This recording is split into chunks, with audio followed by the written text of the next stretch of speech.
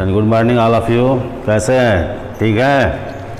आप सभी का एक बार और स्वागत है युग निर्माण इंटरमीडिएट कॉलेज में। और आज हम क्लास 10 को पढ़ा रहे हैं। तो डाइजेस्टिव सिस्टम आप लोगों ने जो पढ़ा था, तो उसका जो हम लास्ट पॉइंट हम लोग पढ़ेंगे। हम लोग के बॉडी में जो है, जो डाइजेस्टिव जूस होता है, जो पाचन रस होता है, वो कहाँ कहाँ होता है, भोजन को कैसे पचाता है, यानी जो भी हम लोग खाना खाते हैं तो वो कैसे वो पचता है, कैसे लिक्विड में कन्वर्ट होता है, आज हम उसको बताएंगे। आइए, तो सबसे पहले हम लोग जो माउथ कैविटी होती है, जिसका कई सारे नाम है, ओरल कैविटी नाम है, बकल कैविटी नाम है, जिससे मुँह गुहा कहते हैं। तो हम लोग का जो सलाइवा होता है, जो लार होता है, तो उसमें टाइलिन एंजाइम्स होते हैं। और टाइलिन एंजाइम्स होता है, इसका एक और नाम होता है एमाइलेज। जो हम लोग खाना खाते हैं उसमें जो स्टार्च होता है, तो स्टार्च को तोड़ता है किसमें? माल्टोज और डेक्सट्रीन में। ये एक्चुअल है क्या चीज़? तो ग्लूकोज का ही पार्ट होता है। जैसे हम लोग कुछ भी खाते हैं तो सबसे पहले मीठा लगता है वो, तो यही चीज़ होता है हम लोग के बकल कैविटी में। और ये मेडिकली क्वेश्चन है कि firstly and where firstly digestion occur, and सबसे पहले जो है पाचन कहाँ होता है? तो आपके मुख गुहा में होता है, buccal cavity. This is a called mouth. और आप ओपन करोगे तो उससे हम लोग बोलेंगे क्या? Mouth cavity. क्लियर है? अब दूसरा पॉइंट्स, अब जैसे अब माउथ कैविटी से तो खाना खा लिया, तो ये आपका ग्रसनी हो गया, यानी कि फायरिंग्स। और लंबा पाइप जो है 12 से 25 सेंटीमीटर का आपका जो एसोफेगस हो गया, यानी ग्रासनाल हो गया। तो आप जो है, जो ग्रासनाल से जो फूड मैटर जब इन करता है, नीचे की तरफ जब जाता है, तो आपके जो है फूड पाइप में भीतर म्यूकस ग्लैंड होते हैं, चिपचिपे पदार्थ वाला ग्रंथि, जिससे हम लोग म्यूकस का, जैसे नाक का पानी ब्लड चिपचिपा करता है, वो पानी, जो हम लोग के सलाइवा जो है चिपचिपा होता है, वो पानी, जिससे हम लोग म्यूकस करते हैं। अब हम लोग के जो ओसोफेगस होते हैं, तो उसमें सीलिया, यानी रुएं की तरह ये संरचनाएं होती हैं, निकली होती है, जहाँ से आपका जो है वो म्यूकस सेक्रेट करता है, स्रावित होता है। तो फूड मैटर अब उनसे होता होता धीरे धीरे मूव करता रहता है, जिसको हम लोग क्या बोलते हैं? पेरिस्टालसिस मूवमेंट, प्रवाही गति, पेरिस्टालसिस मूवमेंट। और इस मूवमेंट के थ्रू आता है कहाँ पर? एब्डोमेन में, आपके पेट में। एब्डोमेन को हम लोग स्टमक भी कहते हैं, उधर भी कहते हैं। अब आपके पेट में जो गैस्ट्रिक जो जूस बनता है, तो गैस्ट्रिक ग्लैंड में बनता है। और यहाँ पर आपका जो है गैस्ट्रिक जो ग्लैंड है 3.5 करोड़, ये इतने सारे जो ग्लैंड्स होते हैं। और ये जो है आपके इतने करोड़ जो ग्लैंड्स होते हैं, जो क्या करते हैं? जो गैस्ट्रिक जूस सेक्रेट करते हैं। तो उसमें आपका 97 से 99% वाटर होता है, फिर म्यूकस होता है, साल्ट होता है। दूसरा आपका पोजीशन HCl होता है। तो HCl का रोल क्या होता है? Convert to pepsinogen and prorennin in pepsin and rennin, यानी पेप्सिनोजन और प्रोरेनिन नामक जो है इनएक्टिव प्रोटीन को पेप्सिन और रेनिन नामक प्रोटीन में कन्वर्ट करता है। दूसरा क्या करता है? किल टू माइक्रोब, जितने भी माइक्रोब होते हैं, सूक्ष्म जीव होते हैं, उनको मारने का काम करता है। और तीसरा जो है एसिडिक फूड मटेरियल, यानी जितने भी भोजन होते हैं उनको अम्लीय कर देता है। तीसरा पॉइंट्स, पेप्सिन जो है अब आपका जो एक्टिव हो जाता है, तो वो प्रोटीन को तोड़ता है, किसमें? तो पेप्टोन्स और प्रोटीएजेज में तोड़ता है। फिर रेनिन जो होता है, तो जो दूध आप लोग पीते हो, तो दूध में आपका जो प्रोटीन होता है उसे कैसीन प्रोटीन कहते हैं। और वह जब डाइजेस्ट होता है तो पैराकैसीन में कन्वर्ट हो जाता है, यानी दही का प्रोटीन होता है पैराकैसीन। आप छोटे बच्चों को देखोगे कि जब वो दूध पीकर वोमिटिंग कर देते हैं तो फटा हुआ निकलता है। इसका मतलब क्या हुआ? एब्डोमेन में गया, रेनिन अपना काम किया और कर्ड प्रोटीन में कन्वर्ट कर देता है। अब आपका नेक्स्ट है बाइल जूस, यानी कि आपका जो लीवर सबसे मेन रोल करता है। और ये आपका एक तरह से बेसिक सब्सटेंस होता है, क्षार पदार्थ होता है।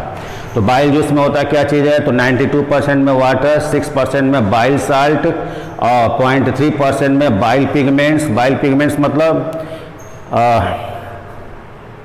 जैसे हम लोग का RBC होता है, रेड ब्लड सेल होता है। तो जो रेड ब्लड सेल होता है उसका लाइफ टाइम होता है 120, यानी 120 दिन का होता है। जब वह लीवर में जब जाता है, उसका लाइफ स्पान पूरा हो जाता है, तो वो दो भागों में टूटता है, बिलीबर्डिन एंड बाइलिरुबिन। और उसे हम लोग क्या बोलते हैं? तो उसे बोलते हैं बाइल पिगमेंट्स। एक येलो कलर में होता है, एक ग्रीन कलर में होता है। और 0.3 से आपका 9% तक कोलेस्ट्रॉल होता है, फैट पार्ट जो जमा होता है, कोलेस्ट्रॉल पोजीशन होता है ये आपका। तो ये आपका बेस होता है, इसका रोल डाइजेशन का नहीं होता है। इसका रोल क्या होता है, जैसे एब्डामन से फूड मैटर आपके इंटेस्टाइन के फर्स्ट पार्ट में आते हैं, बाइल अपना जूस देता है, यानी लीवर अपना जूस देता है। क्यों? क्योंकि वो एसिडिक होता है और ये बेस मिला रही है, न्यूट्रलाइज हो गया यानी साल्ट हो गया। अब जैसे मान लो एसिडिक चला जाएगा इंटेस्टाइन में तो क्या करेगा, यानी अम्ल का काम ही है गलाना, तो हम लोग के इंटेस्टाइन को इफेक्टेड कर देगा। इसलिए आपका जो है बाइल क्या करता है, उसे साल्टी पोजीशन में कन्वर्ट कर देता है और जहाँ से वो धीरे धीरे अब टूटना स्टार्ट होता है। तो अब आगे जो है पेनक्रियाटिक जूस, जैसे ही आपका लीवर बाइल जूस देता है उसके बाद पेनक्रियास अपना जूस देता है, जिसे हम लोग पेनक्रियाटिक जूस यानी अग्नाशयी रस बोलते हैं। पहला भाग होता है ट्रिप्सिन, ये एंजाइम्स हैं। ट्रिप्सिन जो है प्रोटीन को क्या करेगा, पेप्टोन्स और पॉलीपेप्टाइड में तोड़ देगा। फिर आपका एमाइलेज जो है स्टार्च को माल्टोज में तोड़ देगा। फिर स्ट्रेप्सिन जो है इमल्सिफाइड फैट, इमल्सिफाइड फैट का मतलब जैसे आप जो भी फैट खाते हो तो जैसे ही आपके एब्डामन में जाता है तो लाइपेज जो है, हमने लिखा नहीं है, लाइपेज क्या करता है, जैसे दही का जो है लस्सी बनना, दही है और लस्सी बना तो एक लेवल का हो गया ना, तो उसे हम लोग इमल्सिफाइड बोलते हैं। तो वैसे आपका वो जो एमल्सिफाइड जो होता है तो उसको क्या करता है, स्ट्रेप्सिन फैटी एसिड और ग्लिसरॉल में तोड़ देता है। फिर आपका अंतिम इसका जो है एंजाइम न्यूक्लिएज होता है, जो भी आप खाते हो उसमें न्यूक्लिक एसिड होता है, उसको न्यूक्लियोटाइड में तोड़ देता है। तो ठीक, यहाँ आपका जो लास्ट जो है पेनक्रियाटिक जूस क्या है, तो न्यूक्लिएजेज है, न्यूक्लिक एसिड को न्यूक्लियोटाइड में तोड़ता है। अब ये कहाँ पहुँचे, अब आपके इंटेस्टाइन में। अब इंटेस्टाइन में क्या होता है, तो इंटेस्टाइनल ग्लैंड होते हैं जो जूस सेक्रेट करते हैं। तो यहाँ पर आपका इरेप्सिन पॉलीपेप्टाइड, जो आपका पॉलीपेप्टाइड बन के प्रोटीन आया उसको अमीनो एसिड में तोड़ दिया। फिर आपका माल्टेज, जहाँ ASC लिखा है वो एंजाइम है, तो आपका माल्टेज माल्टोज को शुगर में, सुक्रेज सुक्रोज को शुगर में, लैक्टेज लैक्टोज को मिल्क शुगर में, और lipase remaining part of fat जो है उसको फैटी एसिड ग्लिसरॉल, और लास्ट में ये भी आपका शुगर में कन्वर्ट हो जाता है। मतलब आपने क्या देखा, शुरुआत में क्या था, कॉम्प्लेक्स कंपाउंड था और लास्ट में आकर सिंपल फॉर्म में कन्वर्ट हो गया, किसके द्वारा, एंजाइम्स के द्वारा। तो यही आपका डिफिनीशन भी तो हो जाता है कि when complex compound convert in simple form by enzymes and this process known as digestion. Clear है। अब यहाँ से अब आपका जो छोटी जो आंत है यानी स्मॉल इंटेस्टाइन है जो 8 मीटर लंबी है, आपका जो है छोटी आंत तो 6.5 मीटर लंबी होती है, बड़ी आंत को जोड़ लें 1.5 मीटर लंबी, तो टोटल इंटेस्टाइन की लेंथ हो जाती है 8 मीटर। लेकिन जो स्मॉल इंटेस्टाइन है जिसमें आपका 6.5 मीटर लॉन्ग जो स्मॉल इंटेस्टाइन है उसमें टोटल डाइजेशन कंप्लीट हो जाता है। अब उसी में माइक्रोविलाइस होते हैं, उनके लेयर में सूक्ष्म अंकुर यानी कि हम कहें सूक्ष्म छिद्र अंगुली के प्रवर्ध की तरह ऐसे जो आपके वेसल्स में खुलते हैं, यानी जस्ट लाइक इट। अब जैसे तुम्हारा मान लो ये इंटेस्टाइन है, यहाँ ये वेसल्स है, तो ये पॉइंट्स जो है ये आपके खुले हुए हैं, ठीक है। इसमें आपके ये क्या हुआ, ये तो जुड़ा हुआ ये, तो ये आपका होता है क्या चीज़, यहाँ से जो फूड आपका डाइजेस्ट हुआ चला आया वेसल्स में, और यहाँ से आता है आपके लीवर में, और लीवर आपके जैसे सिलेंडर पर रखा हुआ रेगुलेटर होता है ना, कंट्रोलर होता है रेगुलेटर, वैसे आपके बॉडी का रेगुलेटर लीवर होता है।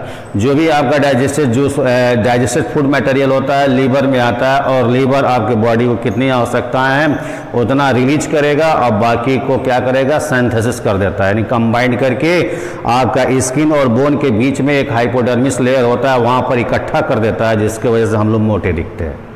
और हमारे बॉडी में किस फॉर्म में इकट्ठा होता है, तो ग्लाइकोजन फॉर्म में इकट्ठा होता है। ये हम लोग का जो है डाइजेस्टिव जूस है, ठीक है।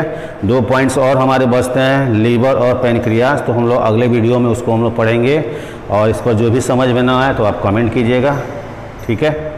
ओके।